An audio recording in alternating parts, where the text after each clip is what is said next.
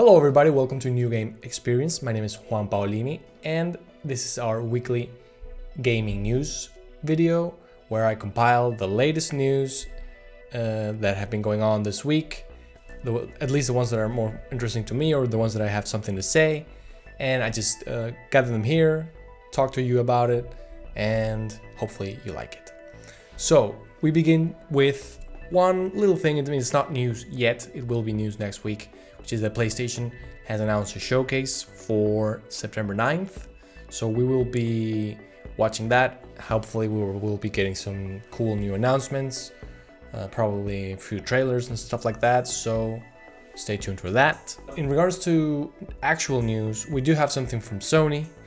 And yeah, this episode is not going to really be that positive, unfortunately, but that's sometimes how it goes. So in this case, I'm talking about the Horizon Forbidden West pre-order situation, not to call it a debacle, even though I do think it's negative. So to anybody who doesn't know, Horizon Forbidden West is the next exclusive from Guerrilla Games. These are the people that made the first Horizon, of course, and also the Killzone series. So they are one of Sony's biggest and best first-party studios. So this is one game that a lot of people have been waiting for, and we already know that it's going to come in 2022, in February, I believe. So a couple days ago, Sony announced that we're going to be able to pre-order it, which is, you know, normal in the industry. However, what isn't normal is the fact that if you buy the standard edition or the special edition, I believe, for PS4, there isn't any possible way for you to upgrade to PS5. Up until now, we have seen a lot of options in this regard. Just talking about PlayStation, I'll talk about Xbox a little bit later because that makes the situation even worse. But so within PlayStation, some of the games have had free upgrades, some of the games have had paid upgrades, and now we come to a third unexpected category, that is, some of the games have no upgrades. So yeah, this is very disappointing. I should state, of course, that these aren't the only editions. There is one called the Digital Deluxe Edition, is priced at $80, and that does give you what they are calling dual entitlement. I think this is one of those buzzwords, marketing euphemisms that, I mean, it sounds pretty, but it's actually not positive at all for the consumer. So yeah, there's also like the collector's edition, which is like $200, and then the Regala edition, which is higher than that. Those have their own caveats. They do entitle you for either a PS4 or a PS5 version. I believe you had access to both, but they don't come with a physical edition of the game. They do come with a steelbook, but no physical game, which I think is bullshit. But that's not the main issue I have with this. The main issue I have with this is the whole upgrade debacle. We have seen with Ghost of Tsushima Director's Cut where they did let's say questionable thing as well, but different from this one and less questionable, which is that they, of course, there was a price for the expansion, which makes total sense, but then there was the $10 patch that entitled you to PS5 features like DualSense support and other things like that. So that was the part of the new Director's Cut that I found questionable. I ended up paying for it because I do want to get those features, but I found it like, it's one of those times where you pay with reservations, like with, why the fuck are they doing this?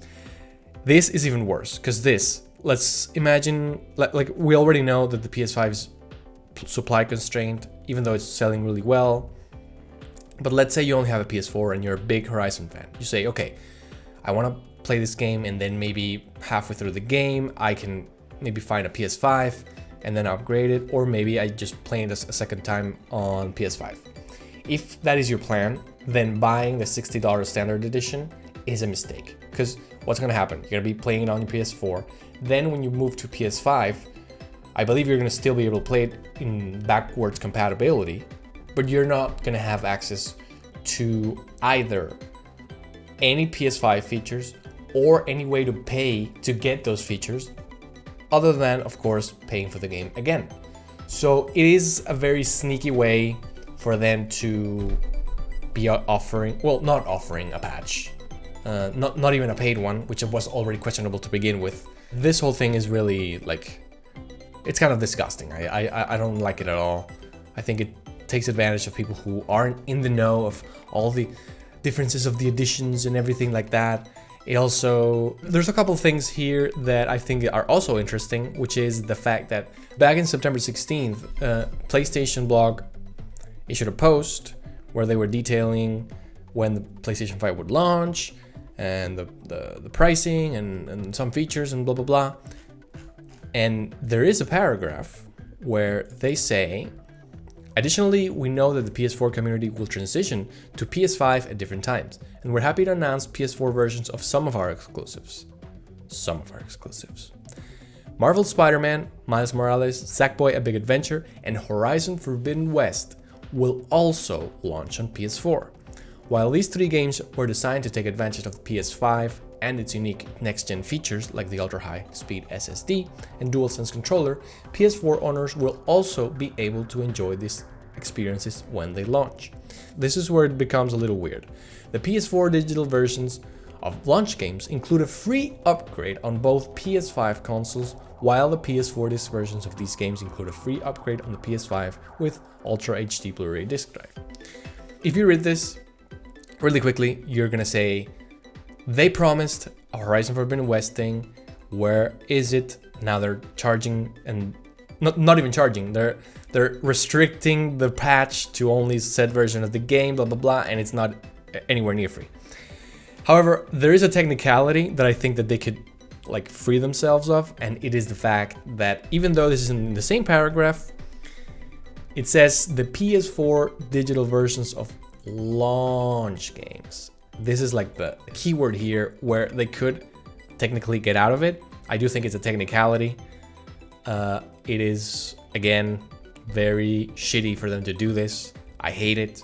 I was already not in agreement with how they were doing the whole Ghost of Tsushima director's cut, but seeing it like this, with this, it's even worse. And the last thing I wanted to say about this is the fact that they're just giving Xbox Smart Delivery free positive press.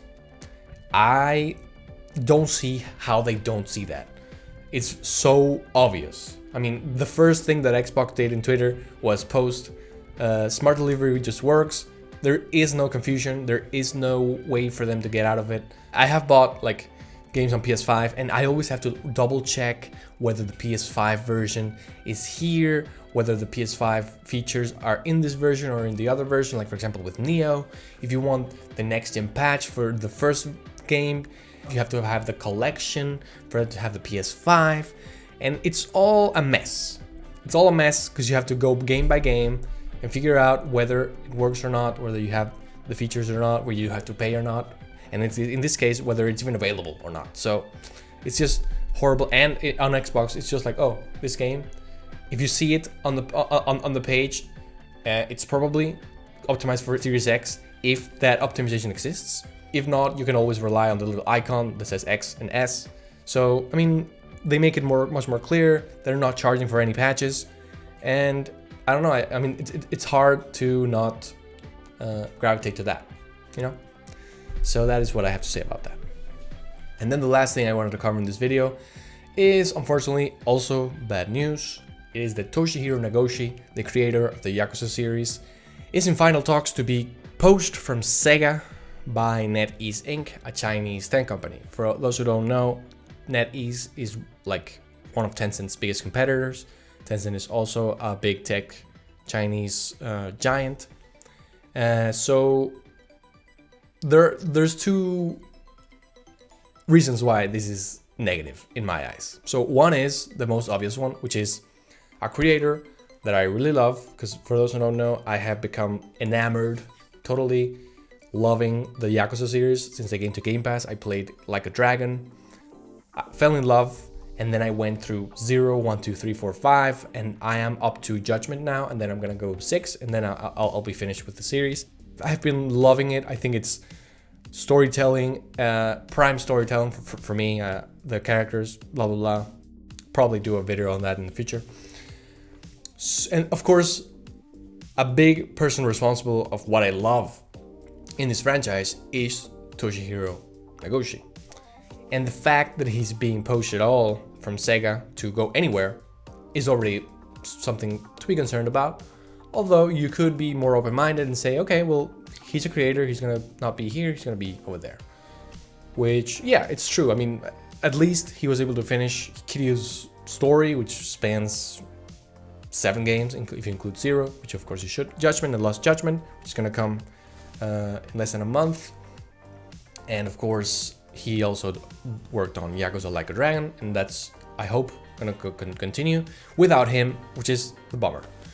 But the other part is a little bit more concerning, I think, and it is the fact of these Chinese companies like poaching talent from existing video game companies or investing here and there to, like, you know, get their hands in the pot. And the reason why this is concerning is because we've already seen examples of what can go wrong when this happens. We've seen examples of censorship. We've seen it in movies. I mean, John Cena in an interview said something about Taiwan, and then he had to apologize in Mandarin, which, I mean, props to him for speaking fluent Mandarin. I think that's awesome. But the fact that he had to apologize speaks to him bowing down to some type of authority, and whose authority do you think that is?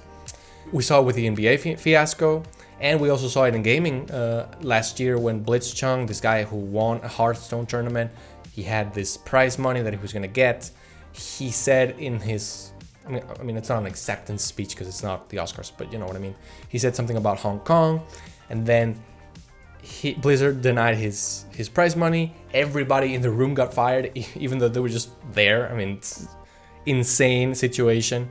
They pinned it on something having to do with them not allowing politics in their streams and stuff like that.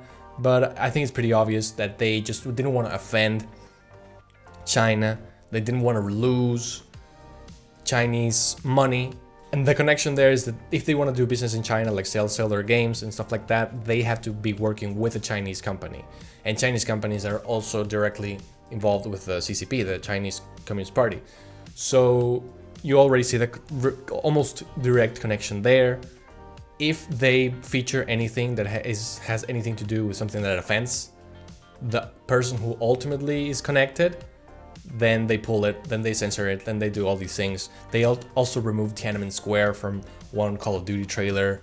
So this has happened before, and it's not that I'm offended about them removing the Tiananmen Square thing. It's not that I'm offended. Well, I am kind of offended for them taking away prize money from someone who just speaking his mind and not doing anything wrong. That is something to be offended about. But the, let's say, issue that is more important or more transcendent than all those single things that I spoke about, which are already something to worry about, is the fact that these creators or these companies are all operating on tiptoes. They're walking on eggshells. They're making sure that their content is censored enough so that it doesn't offend here, so that they don't lose money there. And the fact that I know that creators are doing that not because they want to, but because they're bowing down to some overlord somewhere that's going to deny them money or deny the parent company money or whatever it is. I don't think that's positive at all.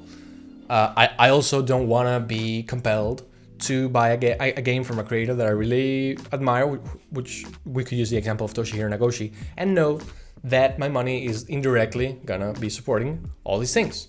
So yeah, there's a lot of things going into this, and I do find it negative. The first reason that I said, just him being poached, is already a hit to the Yakuza series that I have recently begun to love. But the second reason I think is much more important, much more concerning, and unfortunately this is gonna keep up happening because this comes from a Bloomberg article that I encourage everybody to read. It's all part of an initiative from NetEase and Tencent and all these companies. They've been like investing here and there in American companies, European companies. Now they're poaching talent in Japan. They're also doing stuff similar for anime and manga and all these stuff. So they're basically, you know, like trying to get their hands everywhere.